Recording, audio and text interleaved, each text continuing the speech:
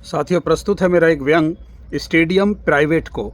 कुछ बरस पहले अखबार में खबर छपी थी कि ये जो स्टेडियम है, सरकारी स्टेडियम, उनको प्राइवेट को सौंप दिया जाएगा ताकि उनका उचित रख रखाव हो सके, वो आय का साधन बन सकें। अभी तो सब खर्चा ही खर्चा होता है ना जी। और अगर कोई मेंबरशिप फ़ीस भी ली जाती है तो वो बड़ी मामूली सी होती है। तो आय का साधन बन सकें और इससे जो उनमें लगे हुए लोग हैं, स्टेडियम के कर्ता धर्ता हैं, उसमें वहाँ काम करने वाले लोग हैं, उनको जिसे कहते हैं ना, उनकी आय का साधन बनेगा, उनको रोज़गार मिलेगा, स्पोर्ट्स को भी बल मिलेगा इस तरह से।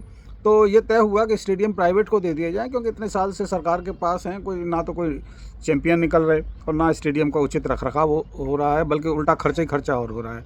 तो आपका स्पोर्ट्स को बल मिलेगा। फिर आप तो जानते ही हो, निर्बल के बल राम। सरकार की इस नीति के चलते कुश्ती संघ ने अपना दफ्तर और अभ्यास कराने की जो मैट शेट हैं वो अपने बंगले में बिछवा ली। भाई, अब स्टेडियम तो प्राइवेट को जा ही रहा है, तो वहाँ क्या करना है? या फिर जब फ़र्क ही मिट जाएगा ना कि क्या स्टेडियम क्या घर, प्राइवेट प्राइवेट। तो उन्होंने मैट वगैरह और वो सब जो इक्विपमेंट्स थे वो अपने बंगले पे मंगवा लिए। और सरकार की इस नीति के चलते कुश्ती संघ ने अपना दफ्तर भी और अभ्यास उन्होंने कहा हमारे अब बंगले से ही हुआ करेगा। ये सब कुश्ती वालों का वहीं, उनको कहते हैं ना, सांस लेने के तरीके भी बताने लगे वो। और सबसे बड़ा जो फाइनल चेकअप था वो बड़े हकीम जी खुद ही करते थे, तभी तो सभी उनकी शरण लेते थे। अब देखिए, स्टेडियम प्राइवेट को देने के कितने फ़ायदे हैं। एक तो उसके रखरखाव के लिए सरकारी कर्मचारी नहीं रखने पड़ेंगे। सरकारी कर्मचारी को रखने में आप तो जानते हो ना, बड़े लोचे हैं। एक तो उनकी पढ़ाई लिखाई, कि भाई कितना पढ़ा, कुछ तो आप रखोगे ना कि इतना पढ़ा लिखा होना चाहिए। फिर उसका वो, जब वो तय हो जाएगा तो फिर विज्ञापन जारी करोगे, फिर लिखित परीक्षा लोगे, फिर मौखिक परीक्षा लोगे, फिर सिफारिशें देखोगे किसकी सिफारिश आई, किसकी नहीं आई।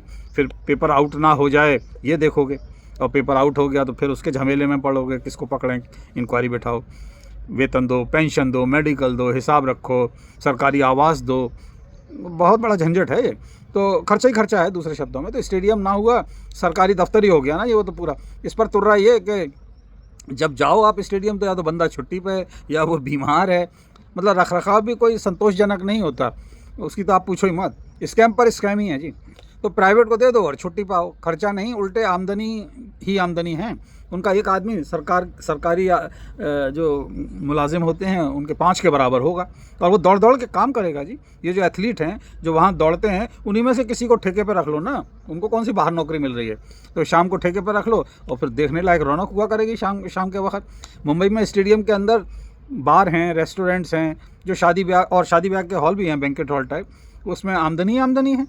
कितने लोगों को रोज़गार मिला हुआ है, लोग खूब आते हैं। और धीरे धीरे देखिए, उसी से तो उनका जैसे कहते हैं ना, स्पोर्ट्स की तरफ रुझान होता है, और उससे उनकी स्नॉब वैल्यू भी बढ़ती है। जब वो बताते हैं कि मैं फ़लाँ स्टेडियम में या फ़लाँ क्लब का मेंबर हूँ, और स्नॉब वैल्यू बढ़ते बढ़ते इतनी हो जाती है कि मेंबरशिप नहीं मिलती जी।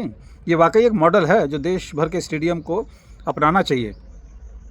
और स्टेडियम खेलने के लिए ही तो हुआ करते हैं, तो ये सब खेल ही है, सब अपना खेल खेल रहे हैं। पता नहीं किस खेल में तुम्हारी प्रतिभा निखर के आए और तुम अपने क्षेत्र में अपनी कौम का नाम रोशन करो। और आखिर ये सोचो ना, खेल फेल और होता क्या है, यही ना सब। Thank you.